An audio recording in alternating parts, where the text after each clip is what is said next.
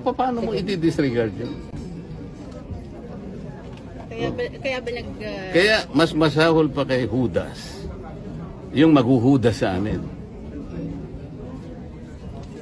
So nakonsensya si Senator Mix kaya Wala akong sinasabi. Wala akong sinasabi. Wala akong sinasabi. Tama na po, okay naman. Teka. O ano? Sige, ano? Hindi, sabi kanina po ni Senator Mix yun na parang nakonsensya siya, hindi na gusto yung nangyari sa Hindi, wala kami pag-uusap na gano'n. Huwag na kayo magbanggit ng kung sino. Sinabi ko lang yun sa grupo namin.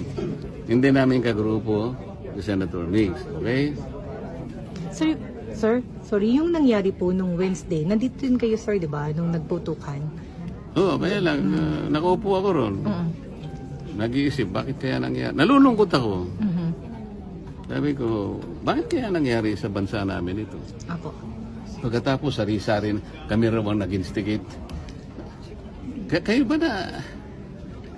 Sino ba ang... Gaano kayaman ang imagination ng isang tao na kaming gagawa, no?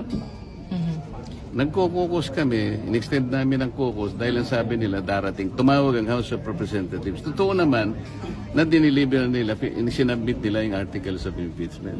So habang nagbi-briefing kami, hindi pa kami gaanong nakakalahati. Bigla nga yan, may putukan na ganito. Diyos ko ako. Natakot din kayo? Hindi ako natakot, nalungkot ako para sa aking bansa.